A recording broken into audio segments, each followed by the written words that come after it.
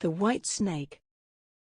A long time ago, there lived a king who was famed for his wisdom through all the land. Nothing was hidden from him, and it seemed as if news of the most secret things was brought to him through the air. But he had a strange custom. Every day after dinner, when the table was cleared, and no one else was present, a trusty servant had to bring him one more dish.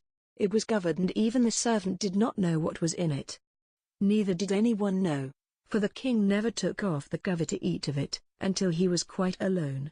This had gone on for a long time, when one day the servant, who took away the dish, was overcome with such curiosity that he could not help carrying the dish into his room.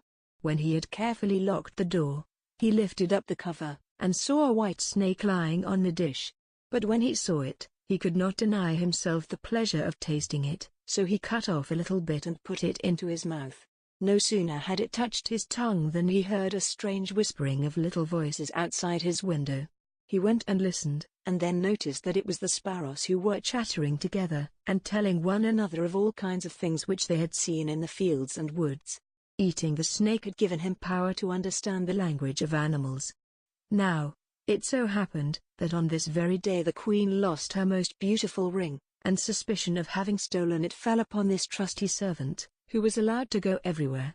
The king ordered the man to be brought before him, and threatened with angry words that unless he could, before the morrow, point out the thief, he himself should be looked upon as guilty and should be executed.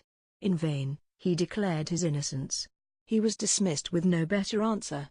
In his trouble and fear, he went down into the courtyard, and took thought how to help himself out of his trouble. Now some ducks were sitting together quietly by a brook and taking their rest. And, whilst they were making their feathers smooth with their bills, they were having a confidential conversation. The servant stood by and listened. They were telling one another of all the places where they had been waddling about all the morning, and what good food they had found. And one said in a pitiful tone, "Something lies heavy on my stomach. As I was eating in haste I swallowed a ring which lay under the queen's window." The servant at once seized her by the neck, carried her to the kitchen, and said to the cook, "Here is a fine duck. Pray kill her." "Yes," said the cook, and weighed her in his hand. "She has spared no trouble to fatten herself, and has been waiting long enough to be roasted." So he cut off her head, and as she was being dressed for the spit, the queen's ring was found inside her. The servant could now easily prove his innocence. The king, to make amends for the wrong, allowed him to ask a favor, and promised him the best place in the court. The servant refused everything, and asked only for a horse and some money for traveling, as he had a mind to see the world and go about a little. When his request was granted, he set out on his way. One day he came to a pond, where he saw 3 fishes caught in the reeds and gasping for water. Now, though it is said that fishes are dumb, he heard them lamenting that they must perish so miserably. As he had a kind heart, he got off his horse and put the 3 prisoners back into the water. They quivered with delight, put out their heads, and cried to him, "We will remember you, and repay you for saving us." He rode on, and after a while it seemed to him that he heard a voice in the sand at his feet. He listened, and heard an ant-king complain, "Why cannot folk, with their clumsy beasts, keep off our bodies? That stupid horse, with his heavy hoofs, has been treading down my people without mercy." So he turned onto a side path, and the ant-king cried out to him, "We will remember you. One good turn deserves another." The path led him into a wood, and there he saw 2 old ravens standing by their nest, and throwing out their young ones. "Out with you, you idle, good-for-nothing creatures," cried they, "we cannot find food for you any longer. You are big enough, and can provide for yourselves." But the poor young ravens lay upon the ground flapping their wings, and crying, "Oh, what helpless chicks we are! We must shift for ourselves, and yet we cannot fly. What can we do, but lie here and starve?"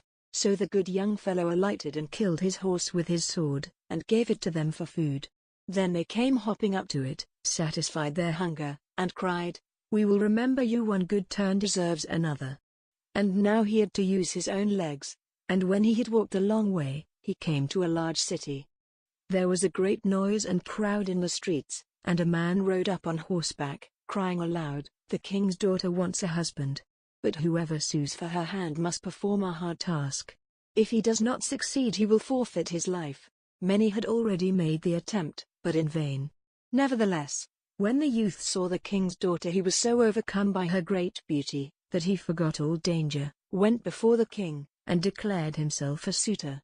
So he was led out to the sea, and a gold ring was cast into it.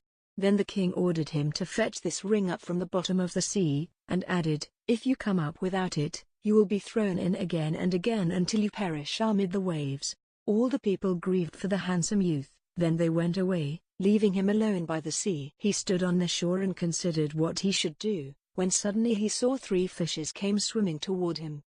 They were the very fishes whose lives he had saved.